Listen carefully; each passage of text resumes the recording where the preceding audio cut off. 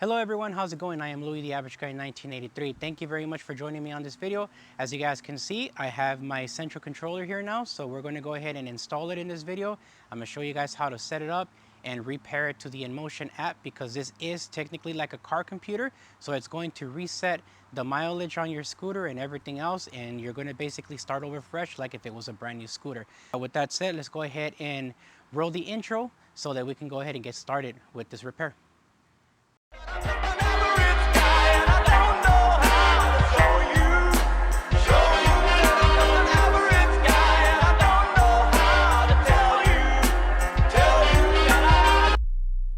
Alrighty, as you guys can see here from the deck, I have just two wires disconnected on the battery, and it's for the charging ports, which it doesn't affect anything. But the last time I had the scooter on, it had a 209 code. So we're gonna turn it on right now and find out what code it gets. But you guys can see the wire harnesses are actually nicely tucked in. There's no issues with them or anything. So we're gonna see if this drive board fixes the issue. So I'm gonna go ahead and switch on over to the display area, turn it on, and see if we get any codes before we do the installation of the replacement. Alrighty, so let's go ahead and turn on the scooter and see what code we get. Well, crap. Okay, so the last time I had this problem, it only had a 209 code and not 109. Now we're getting a 109 and a 209, which is definitely a sign of the central controller having a problem. Chances are a fuse blew out. There is a fuse that is inside of the central controller, and unfortunately it's soldered, so unless you have soldering skills, you won't be able to figure out how to get it off. I do have a new one, so let's go ahead and cut the video here. I'm going to remove all the wire harnesses and everything and start working on installing the new one.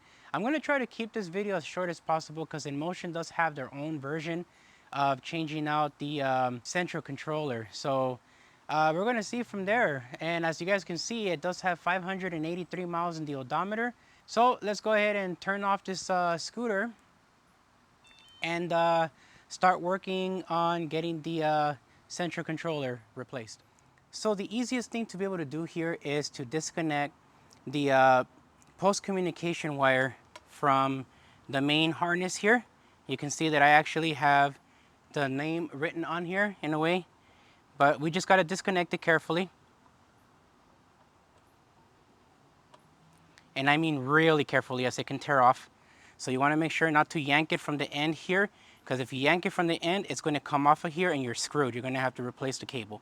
So always take it off from this end right here and just wiggle it until it comes off. So this is the rear wire, and we're going to be pulling this side off in a bit. Let's go ahead and go to the other one. Okay, this one here is the same deal. This is the wire you want to take off. Again, all we want to do is grab it from here and start pulling carefully. If you see a slight opening, grab your fingernail and start pulling it out. Just like that, because we do not want to tear this wire off of the harness. From there, the rest is going to be much easier to pull out. Only 3 wires should be coming out. This green one, which is for the battery. This white one, which is the front post communication. And the other cable that I showed you guys earlier, that's the rear communication. Alrighty, from here we just remove the wire. Pull it out. Get the ambient lighting out of the way. Take the wire all the way off. Do the same thing with this one here.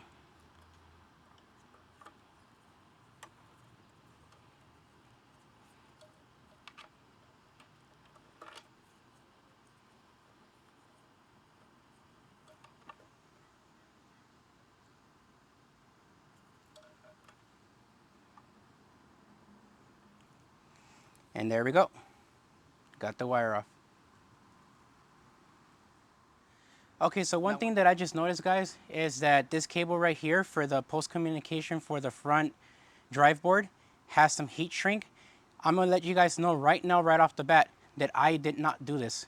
So this RS came like this from me from the factory, not from Voro Motors, because Voro Motors is just a dealer. They're not a manufacturer. So this came from Inmotion like this. Well, this wire, on the other hand, is technically untouched.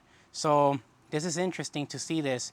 I would suggest that you guys take a good look at your RS and make sure that your cables are not like this as well. But the new cable is not like that. So we're gonna go ahead and swap it all out. I'm glad they provided everything that I need to do this repair. So let's go ahead and get all of this off and start installing the new wire. Alrighty guys, hopefully you guys can see this okay. But this is the original cable from Inmotion that's round. And you can see the damaged pinch wire right there. So this new wire does not have that problem. It also has a redesigned little plug end right here versus this one. So it's disappointing to see that Inmotion sent something like this to a customer on a $4,000 scooter. This is bad, but the good thing is that I know how to repair them. All I end up needing is just the parts. Since I have them, we're gonna do the swap now. Alrighty guys, hopefully you guys can see everything okay here on the scooter. So what we're gonna be doing here, we're going to be taking off the screws that are here, 1, 2, 3, and 4, and then move this plate out of the way, and we're gonna do the same thing with the rear, and then get all these wire harnesses off and basically get it off of the scooter. So let's go ahead and start with that.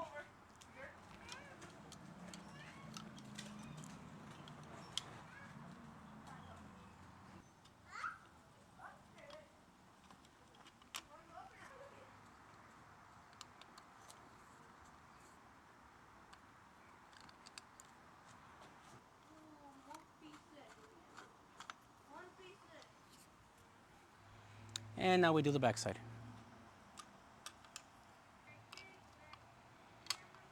And I apologize if you hear any kid noise. It's a Saturday, and I wasn't aware that people were gonna actually be here today. Kinda sucks, because weekends are usually the only time I have to make videos.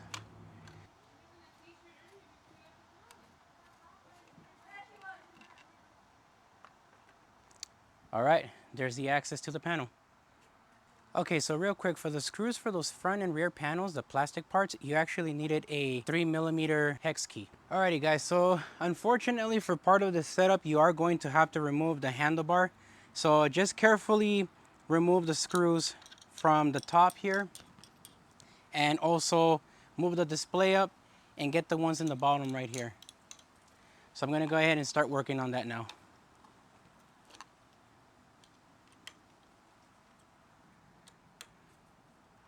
Come over here this way, remove those two.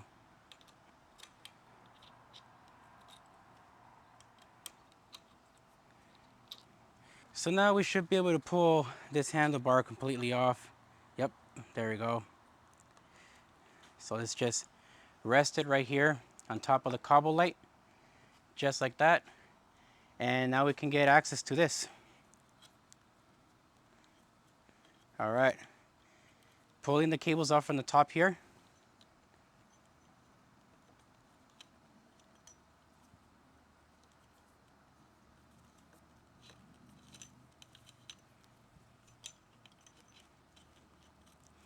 All right, we got the cables off now. Now we can go ahead and go back here and remove the screws from here. Alrighty, so now we grab the blue millimeter hex key, which is this one right here. And we're gonna go ahead and start taking off this one, this one, this one down here, and this one down here. So let's go ahead and take care of that now.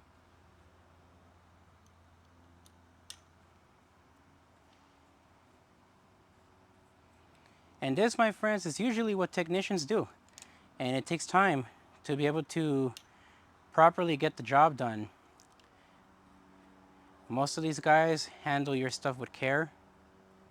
At least I know if I was the one doing work for you, I would handle things with care and make sure to do the job right the first time before it ships back to you. The only practice I've been getting on Inmotion RS repairs has actually been my buddy Austin's RS and my own. Well, there you go. Here's the old central controller here. We're about to install the new one. Alrighty, now we're gonna slide the new one on. Here's the new one. So this is it here. It even has a new serial number. This wire is gonna go through this side. This second wire that's right next to the one that's supposed to go on here, it's gonna go to the opposite side because it has 4 wires. One of them is for the turn signal, the power button, the throttle, and the brake line. So that has to go on this side over here, and this wire on this side here.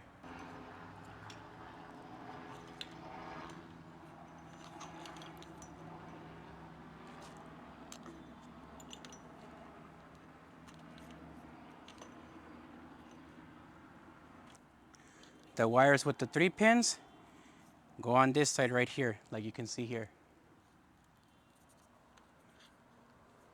Just like that. And the other wire with the 4 pins goes on this side.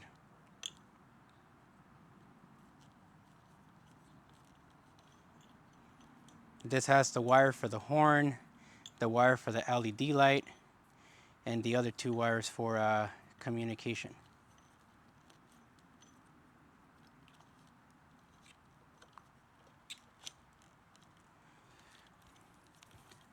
All right, there we go. This is all set up and ready. Now we just have to screw this back on. Also remember to turn your screws counterclockwise so this way the screw sits aligned in the threaded hole. Usually you hear a little click sound and then you're able to put it on, just like that. And I don't want to over tighten them because I want to make sure that I get the bottom screws on as well. All right.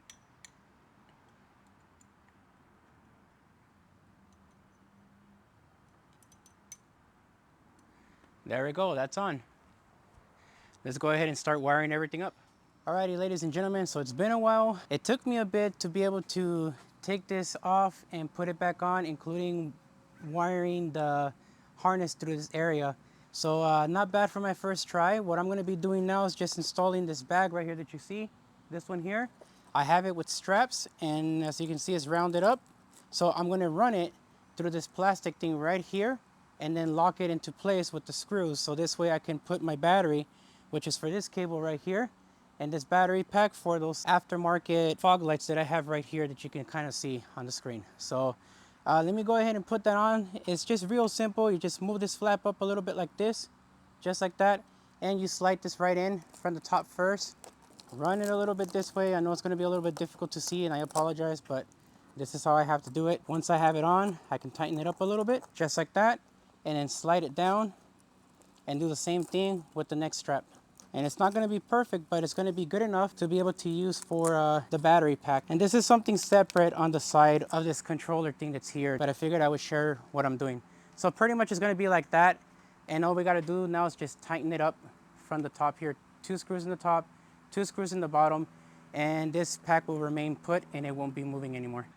Alrighty, ladies and gentlemen, so I have officially put everything back on other than just the battery. All the wiring you can see at the bottom here. I'm going to go ahead and give you guys a closer look real quick. All right, man, so that technically took a minute for me to do, to put all of this back, especially because I also have these extra cables that you see here, which are for the Chigi A05. And yeah, it's everything's wired up. It's ready to go. The next thing we're going to be doing is just double testing this to make sure everything's running and we no longer see any codes. So I'm going to go ahead and plug the battery in. So let me go ahead and show you guys that now so you guys can see how nicely the wires look tucked in.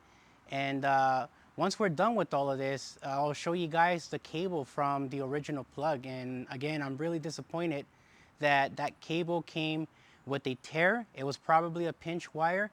They probably cut it, soldered it, put some heat shrink on it, and just shoved it in there instead of putting a brand new cable. So that's kind of messed up. But thankfully, I was surprised my scooter was working for such a long time. That right there could have been the issue that caused the short and just randomly caused this central controller to give out. Meanwhile, I have some of you guys here in the comments section basically telling me that it was pretty much my fault because of all the mods that I have. All of these things that you see here, they run on their own separate battery. They don't run with the battery of the scooter, and even if they did, I'm pretty intelligent to the point where I know how to convert voltage from 72 volts down to 12 volts if I really wanted to. And let me go ahead and just show you guys the deck now, and I do apologize for my tiny rant. It's just that it really bothered me to be hearing that people are automatically assuming that I'm actually breaking my own scooter intentionally just by adding accessories. Like, come on guys, have some common sense. Let's go to this deck already. Alrighty guys, so here's the wiring that you can see for the front drive board. It's exactly 100% the same as it was when I got it from the manufacturer. So again, this is the front side, and you guys can see it's nicely organized, it's zip tied, there's no issues with it. That green cable is the cable for the BMS system for the battery. So let's go ahead and go to the other side. Alrighty my friends, and now this is the rear side. This is the side where I had the turn signals on and the brake lights. So what I did was I went ahead and I decided to just disconnect the rear tail lights that I had on the deck area. And the reason why I did that is because there might have been an issue with overcurrent. I'm not 100% sure. I did get in touch with Inmotion. Inmotion let me know that no, what you did would not cause this. It can be something else. It's exactly what they told me over email. And they're the ones who told me that since you are still under warranty, we will cover you, but you'll have to get in contact with Voro Motors before we can send you a replacement part. And so I did. So there you have it. This is what it looks like. So you guys know that the only thing that needs to be put in there is just the battery. Battery just needs to be reconnected. Once everything is assured that it works, I can start putting everything back and then managing the wire harness by putting that wire loom back on as well as some zip ties. So let me go ahead and grab the battery and we'll see the moment of truth. Alrighty, ladies and gentlemen, so I have the battery connected, and now we're going to test out this thing and we'll see if this solved the problem, and if not, contact Voro Motors again and see what's up. Alrighty, ladies and gentlemen, and here we go for the moment of truth. Let's see what happens. I'm going to go ahead and push the power button right now. Yep, no dice. God damn it, and that took a long time to put this central controller on, man. And that did not fix the issue. Okay, let's check out the app real quick. So as you guys can see, it did reset my information, but okay, I am getting a headlight, so that's good. Turn signal's working, so that's a good sign. Check the other light. Same thing. So okay, so I at least have lights. That's a good sign, but now we have to worry about the drive boards. This totally does blow. Let me see if I can get this to connect. Okay, I do have something here. I'm gonna go ahead and zoom in for you guys and let you guys see this real quick. Let me adjust the camera.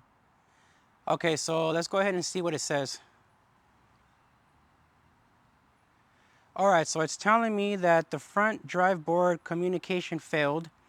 You may need to check the cable connection or replace the front drive board. The rear drive board communication failed. You may need to check the connection or replace the rear drive board. Okay, so that was the last thing that it told me too. So that means that it is the drive boards. I'm gonna go ahead and stop the video here, put the scooter back in the shed, and then we'll come back in whatever time it takes for me to get in contact with Voro Motors and obviously get the parts, and I'll update you guys on everything. So let's go ahead and cut the clip here, man. Very disappointed with this so far. Alrighty, ladies and gentlemen, it is now August 31st, 2024, and we have received the sine wave controllers, also known as Raptor P modules, as well as drive boards. Yeah, so I already installed one, which is why I'm wearing gloves right now. I'm going to go ahead and remove the rear one and take everything off, show you guys how to remove that one. And the main reason why is because the rear one is a lot more complicated than the front one to remove, but all you need is just the correct tools. So let me go ahead and bring you over here to the back so that we can start working on this scooter, and hopefully it freaking turns on, man. And I have no more code, so I can take it for a test ride and basically make sure everything's working and functioning, including the rear turn signals that I have for the scooter on the rear side. As long as all of that is working, we're good to go. But for sure, shout out to Voro Motors, because they actually gave me really fast response time and support for the Inmotion RS, and I got the 3 pieces I needed under warranty, and pretty quickly at that. So I'm gonna put down right here on the screen so you can see the dates of delivery. And it basically, the whole problem started around August 10th. So it took a little bit, but I still got it pretty quickly compared to all the complaints I've been seeing online regarding Voro motors. Now I know that there's probably some people that don't really have patience and they expect things to be done really quick, but that's not how it works with a lot of manufacturers, especially for someone like me that works in manufacturing.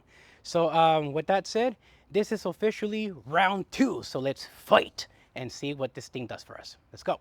Alrighty, ladies and gentlemen, and this right here is the rear sine wave controller, also known as Raptor P module and drive board. So this is for the rear. We're going to disconnect the first harness, which is for the motor. The second harness, which is for all of the accessory lines, as well as the brake line, turn signals, and the post communication wire. And what we're going to do here is also use a wire cutter to just remove the original zip tie that's on here. And I have some that look almost the same as the originals. They're a little thicker, but they should work just fine. Okay. This is so you guys know that this one has never been messed with when it comes to it being taken off. We then want to set this to the side, just like that. And we're going to start with the blue little plug and a pry tool just to get it open, just like that. Grab a Phillips screwdriver and start removing the screw. Oh, this has some tension on there. I'll make sure I tighten it back up the same. And to make sure that we don't lose the screws, just close the cap with the screw still in the little blue cover. So you see how the screws right there? Just let it sit in there, cover it up so it doesn't come off. Repeat that with the other ones. Alright, and now that we took those screws off, now we can go ahead and start working on the backside. I'm going to show you guys how to remove one of the screws, but it's pretty much the same method for the other 3. Alrighty guys, so the next part is going to have to be removing this bolt here on this area. We'll have to take the whole thing out in order to be able to get access to the screws that go back here and back here at the upper part of this wall area. Now, I bought these thinking that these low profile Allen keys were going to be able to help me not have to remove this. Unfortunately, even with the key, there's not enough space to be able to get access to this, so this has to come off. So I'm not going to give you guys a link for this because this is a waste of money. Just use these M6 type Allen keys to get this off, move it over a little bit, and then you'll get access to this, and then you can just use the same standard key that I do recommend you guys to use, and we'll go from there. Let me go ahead and show you how to take that off now. It is about 86 degrees right now, and it's almost 6 p.m. and I am sweating, so excuse the sweat drops that you might see falling. The screw comes off from this side here that you can see, and the other side just gets pushed out. Grab this with the mallet right here and hit it on the side to get it off.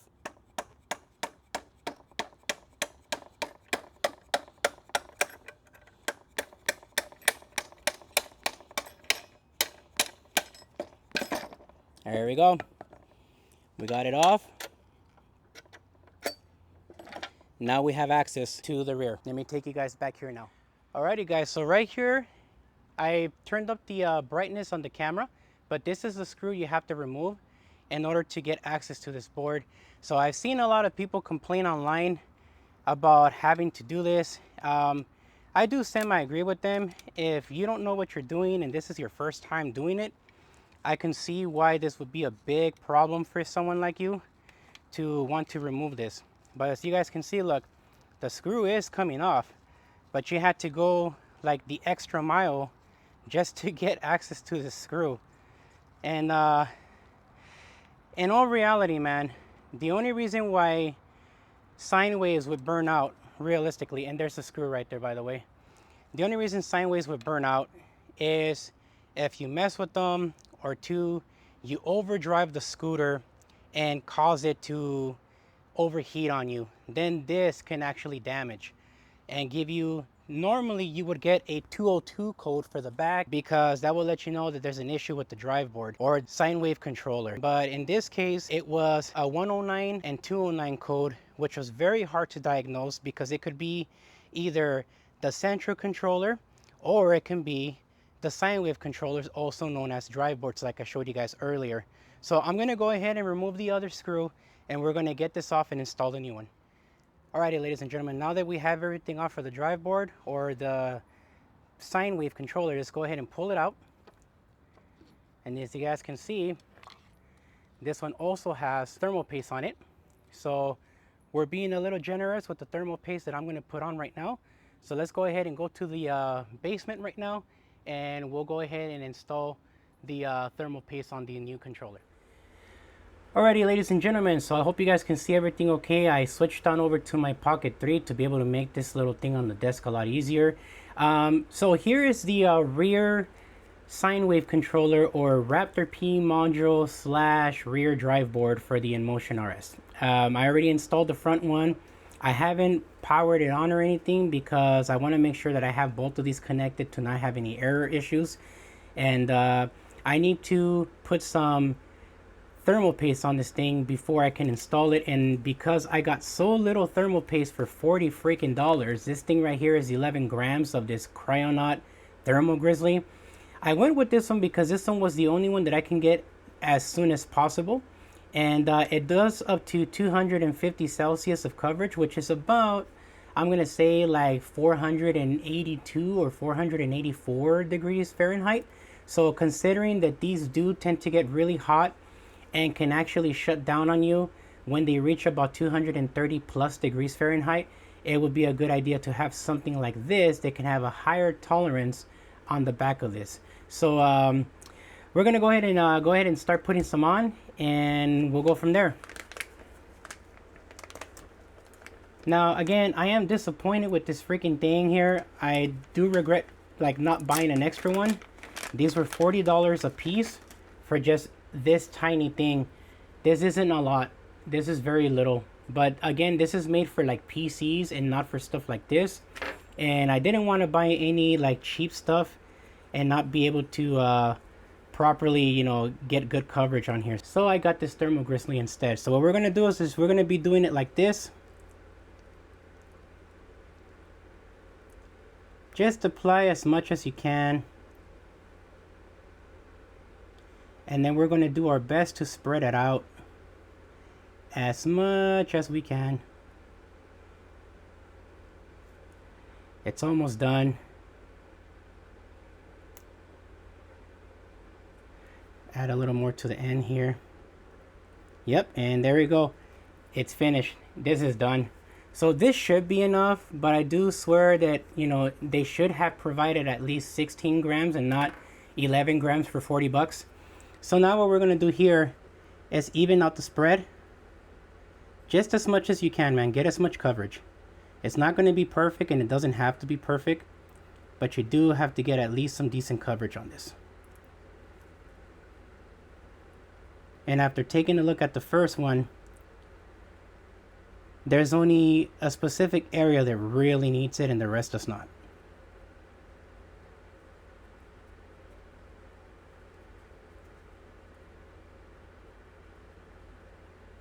It's not going to be perfect, but good enough of a spread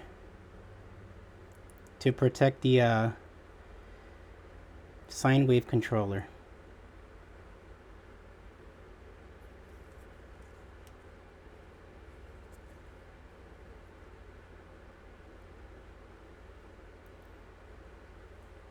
There we go. There. That should be more than good enough coverage right there, guys. And a decent spread. So we're going to go ahead and, for the sake of whatever we have here, we're going to leave the thermal paste that's already in the RS against the wall of the RS deck plate, and just attach this to it and screw it down. So now that this is done, let's go ahead and install it. Alrighty, ladies and gentlemen, so here are the controllers. This is the new one. I actually have the date. You can kind of see it there a little bit that I put down right here. for the date that I received the drive board, and here's the old one. Here's the thermal paste that I just applied to the new one. It's hard to see it because of the video lighting, but I have new thermal paste on here. So let's go ahead and install this new one and see how things go. There we go.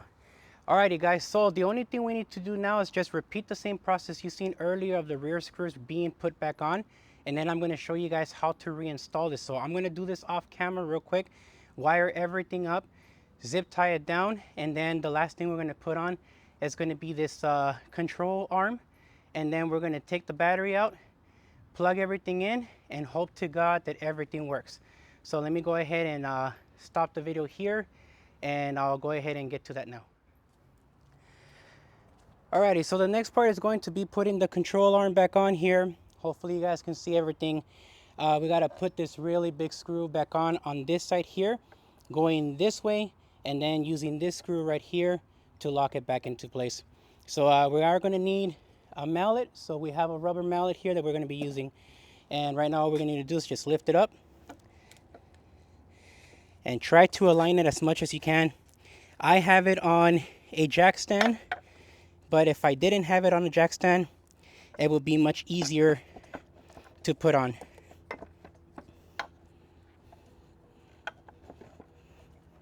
So we just gotta align the holes and run this through.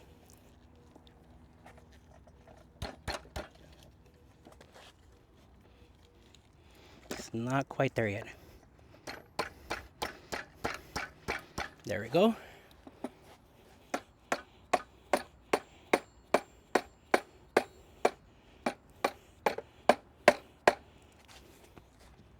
Gotta make sure this one's aligned.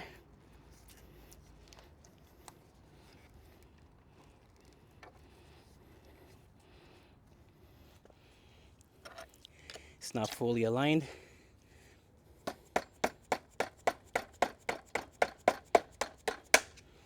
There we go. It's now on. And shout out to my wife for helping me out, because she's actually holding on to the front handlebar for me, because I chose to use this oversized and overkill jack stand for this Inmotion RS. But it's better to have something high-end for a jack stand than something cheap. So make sure you guys give the video a thumbs up if you appreciate my spouse giving me a hand. Last thing we need to do here is just tighten this up here.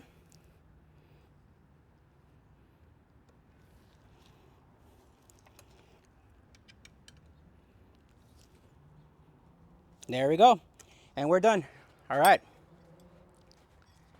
You can go, baby. Thank you. Appreciate it. Alrighty, so I do apologize if I did happen to lose the angle of the control arm, but it is now on. Now these wires are long enough to run back in here like this. And again, I do apologize for my freaking sweat drops, man. It is very hot outside.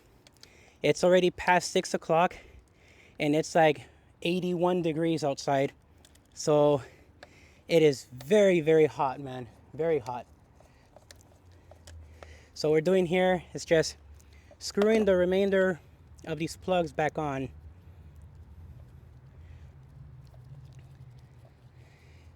And I wasn't going to show this, but you know, I want you guys to see that the new one is indeed on.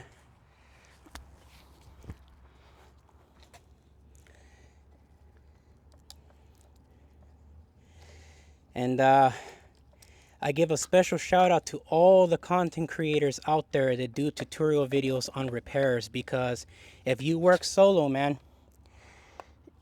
you know for a fact how hard it is to actually get good video footage when you have nobody to assist you, man. In fact, to make sure that I have the best close-ups possible, man, I have a 43-inch Samsung TV connected to my Sony Alpha 7 IV with some Axum CineView HEs, I believe is what they're called. And they run through wireless HDMI, so I can put the camera in any position I want and make sure that I get the best possible footage for my blind eyes, since I do have to wear glasses. Now the reason why I am recording this part here is also because I want to make sure that you guys get to see how this thing works, and why sometimes when you send your scooter to Voro Motors, it takes a bit for you to get your scooter back, because it takes a bit of work to get this stuff done. It also takes a process when you're under warranty and you have to get parts. Voro Motors has to make sure to contact the manufacturer and let them know what went wrong with the scooter and what code they're getting, to make sure that they approve the parts and then send out the parts to Voro Motors. So I commend everybody at Voro Motors, man, for helping me out getting the central controller and also these sine wave controllers, also known as drive boards under the app. All right, man, so this is done right here. So what I'm going to do now is just tuck in these wires nicely here with some zip ties, just the way they were earlier. Tuck them in nicely so that the battery doesn't crush anything. Should be an easy install, especially for something like this. A little scary to be running, but it'll work. It'll do its job. Bam, there's one. Let's go ahead and do this one too. We'll put it here.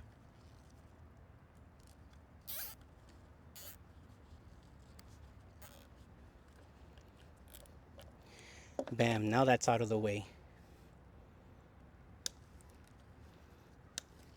All right, dudes, this is done. Let's go ahead and grab the battery, plug it in, and hope to God we don't have any more codes. We'll test out the front and rear motor, make sure everything's running, and then we'll wrap this up, put the battery in its place, put all the screws and everything back on the deck, and take it out for a test ride, make sure everything works. Alrighty, ladies and gentlemen, here's the battery. We're gonna just plug it in at the top real quick. We're going to connect the green cable, which is the BMS info. There is an arrow that points here and here, so you know where to guide this. Here's the cable for the front motor, cable for the rear motor. Those are the only plugs that matter at this moment. The only plugs that matter, okay? Nothing else does. These two plugs that you can see here are for the charging port, nothing more. All right, we plugged it in. There's the power button so you guys can see everything. I'm turning it on. Here's my hands. Here we go. Did this clear the code? 209 and 109. Let's find out. Yes, it did. There we go. So I have a reset on the miles, a reset on the odometer because we have a new central controller. Now it's time to test to see if we can get the front motor and rear motor to move. They are indeed moving. So gear 1, 19 miles an hour. Gear 2,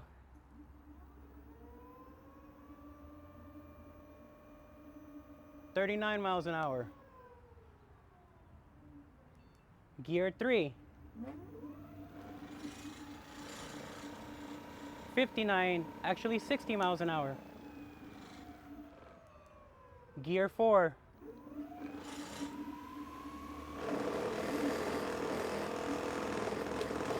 79 miles an hour. Though I would never take it to that extent, but everything's functioning.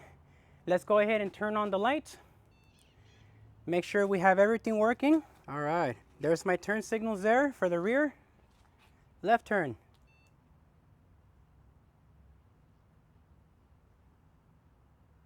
Right turn.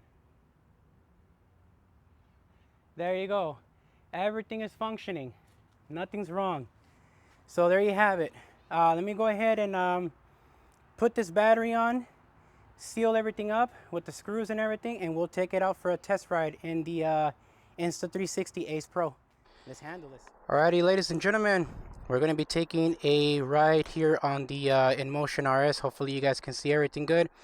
Wanted to show you guys the rear turn signals that are working. So you can see, there you go. Do the back side on the right.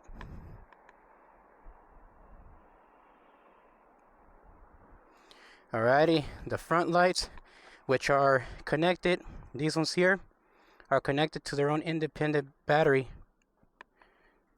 Turn this one on too.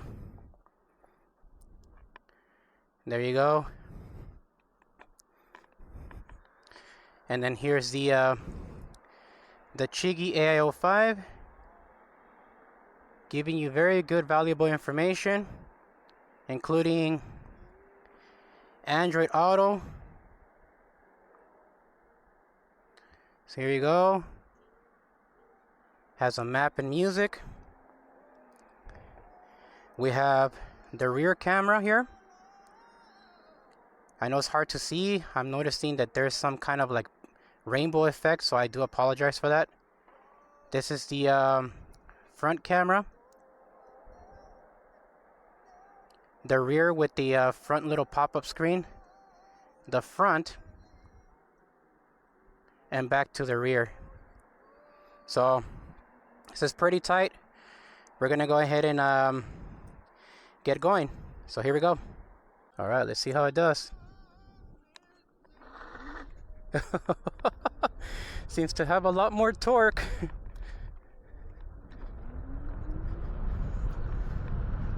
It spinned out of control just now, and I actually lowered down the torque to 25%. So interesting to see that. Oh, it's a little harder to turn because I lifted it up to level 3, so it is a little harder to turn.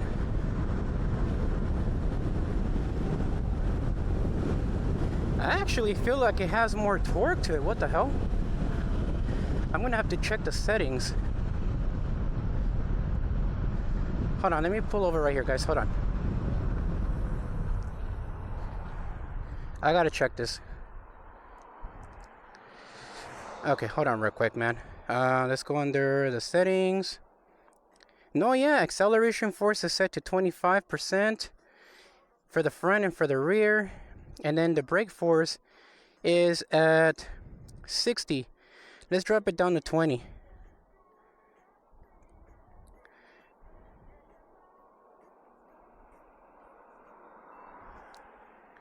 All right, we dropped it down to 20%.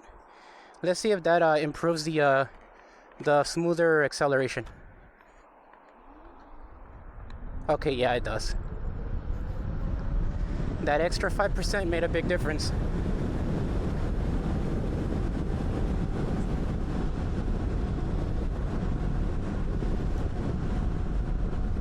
It feels nicer too to have it on the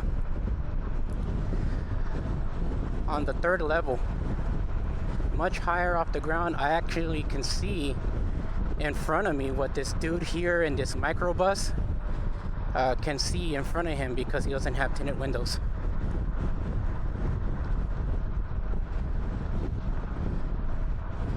But yeah, man, it took 22 days, guys, 22 days total to get this scooter up and running after it broke down. And again, the one in the rear could have been me, like I mentioned earlier, because I had connected 2 additional LED lights at 3 watts each to the brake LED light, and that might have been way too much current, like of a draw. So that one most likely did fall on me, but the front one, no. And that was one of the reasons why I was angry and why I used profanity on the previous video, because there were a lot of people speculating their own garbage about what exactly it is that I did to the scooter. How do you know what I did to the scooter if you weren't with me at the time that it happened? I don't understand how some of you guys, not all of you guys, man, but like random people just come into this channel and then just start spewing their garbage. And if you don't own an RS, you know, how do you know? How do you know what's going on with it? That 209 and 109 code is a very tricky code to diagnose, because it's either an issue with the central controller or the drive boards, and the drive boards. So that's something to take into account. But so far it's riding really good. I actually had to lower down the torque to 20%. On the old one I had to put it at 25. On this one it was actually skidding out of control from the front motor.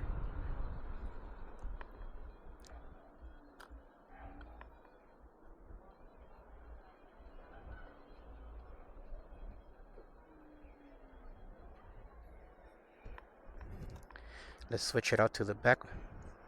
There we go.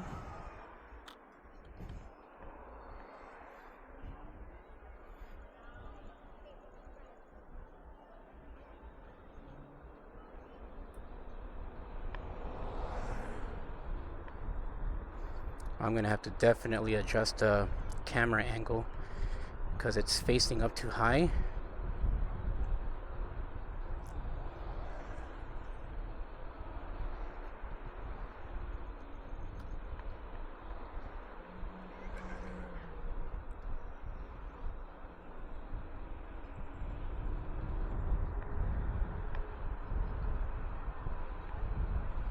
So the goal here is just to make a run, you know, from Highland Park over to Eagle Rock and back to Highland Park. See if I can lower this down. There we go. Now I can actually see things.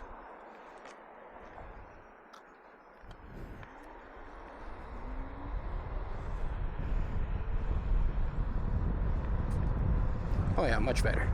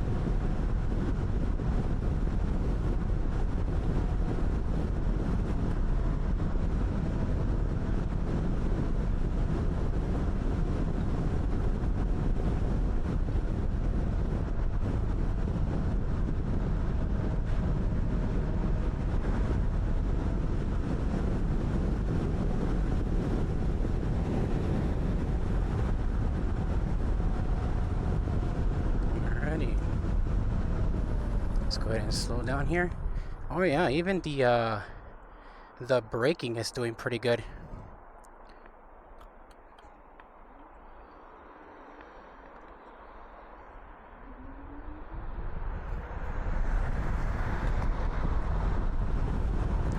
Wow.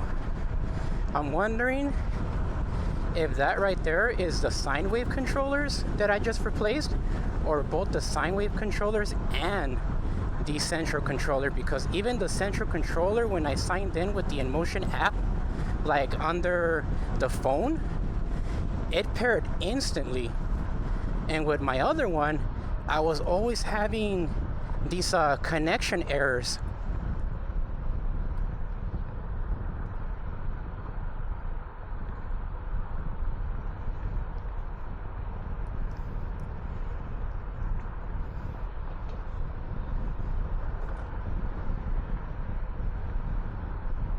But so far it's doing good. We got everything on, turn signals and everything is working.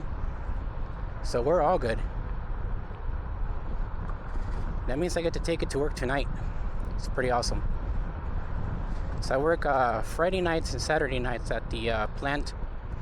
And then Tuesday, Wednesday, Thursday I work at home. And then Sunday and Monday are my days off.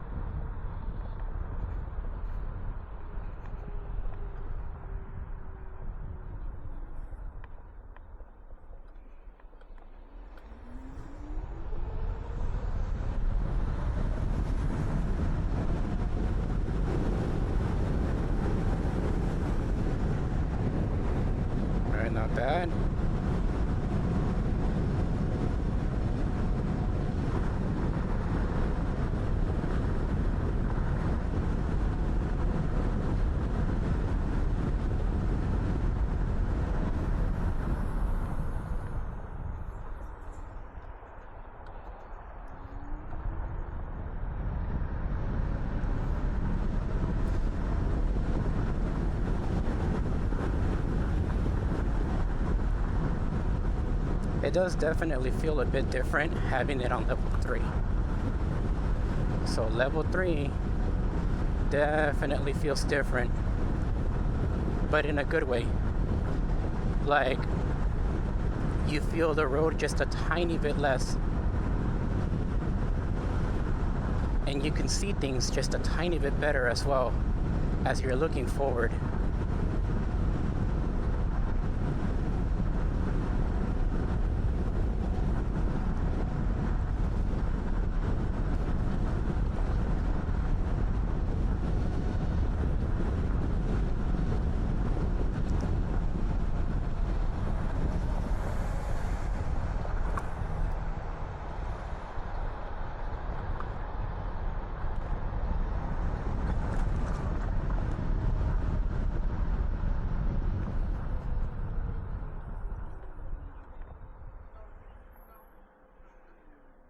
Alright, the reason why I'm keeping all of this rolling too is just to make sure that if something does go wrong, it gets recorded. So far I have 4 miles in. Both the Chiggy and the RS show 4 miles. Chiggy shows 4.1. The RS under the app shows 4.3 miles. And on the trip information on the actual scooter itself, it shows 4.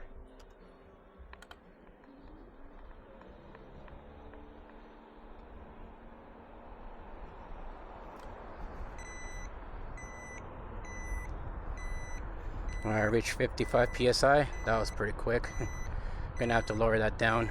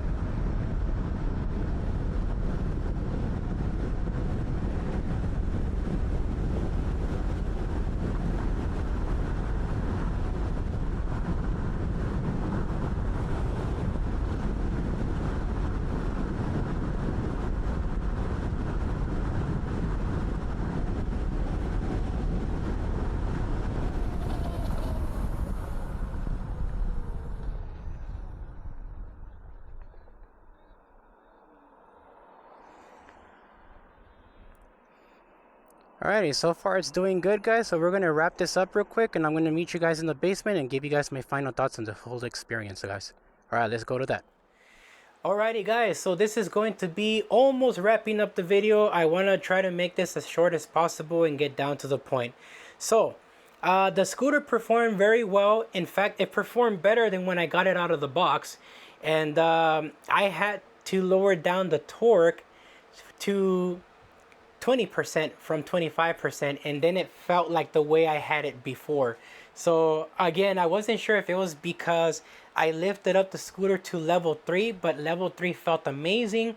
I was actually able to see up higher, and it just felt nicer, and I can see things a little bit better just having it a couple inches more off the ground, which is amazing.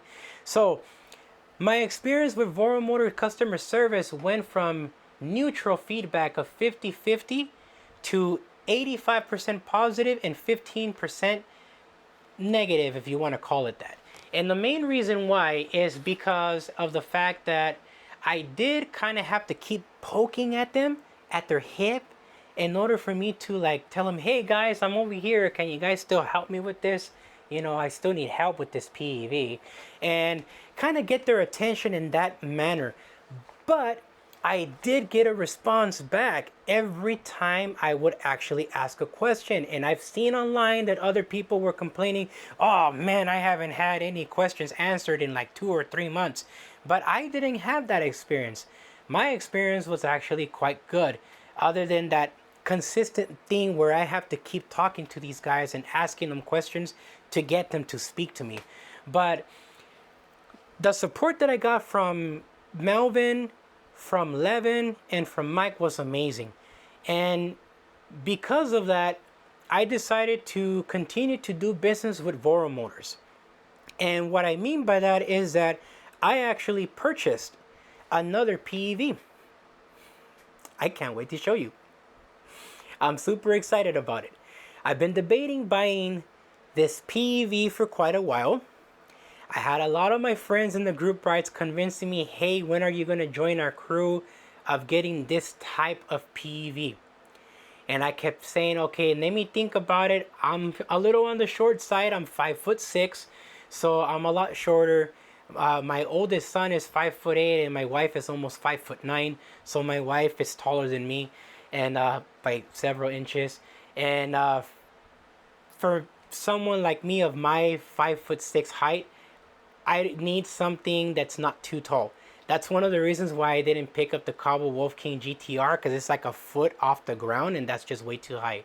So I'm excited to really show you guys this PV. I'm not going to do an unboxing of it because there's a couple upgrades that I really do have to do right off the bat in order for it to work for my intended usage and my current weight, 292 with gear. So I went up a pound, man. But I'm still going to the gym. I just didn't get to go to the gym this time for 20 days because my 22 days actually, because my RS was out of order. And I wasn't about to risk taking my GT1, which locked me out of the security setting when I took it and it was in direct sunlight. So that was another thing for me to be really scared of. So yeah, I'm super excited though, man. I can't wait to show you guys everything. Once it's done, I'll reveal it to you guys. But for now, I'm going to keep it secret. But because of their customer service, that is why I decided to buy another PEV from Voro Motors. I did get the extended warranty for 3 years just to have some peace of mind. So when it comes to the Inmotion RS, who do I recommend this scooter for? I honestly recommend this scooter for people who are enthusiasts, scooter enthusiasts who already have higher end hyper scooters that are familiar with how they work and know how to treat them. The other kind of person would be someone who already knows how to grab an Allen key or a wrench and knows how to fix electric scooters. If you're somebody that already has experience with replacing parts, like very important parts like what I did in this video, other than just brake pads or brake discs, then this might be a scooter for you.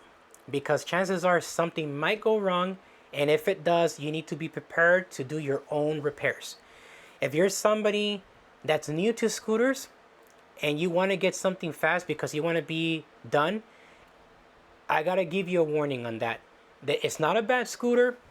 These sine wave controllers don't usually break down, especially if you don't be pushing it to its limits. What does tend to mess up on this Inmotion RS is the cable that I had showed you guys about the motor wire. That cable tends to mess up a lot, and it's because from Inmotion you have these little white lines that go on both plugs, the one that connects to the drive board and the one that connects to the motor. And when they're connected together, they kind of don't fully align, and they just put a little white line. Mine, I found out they were pretty loose, even though they were matching the line with the opposite wire. So I decided to tighten mine up all the way. And I recommend you do that if you choose to get an RS anyways, even though I'm giving you a warning about it. It's not a bad scooter. It's a wonderful scooter.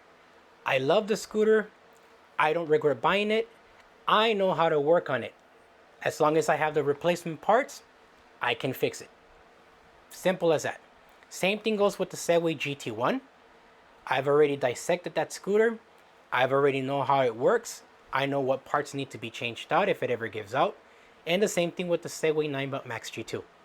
Those are scooters I know how to work on. On my son's Solar EQ, I just recently opened it up to change a tire. I fixed it, and I got it rolling again. Why? Because of previous experience with the other scooters.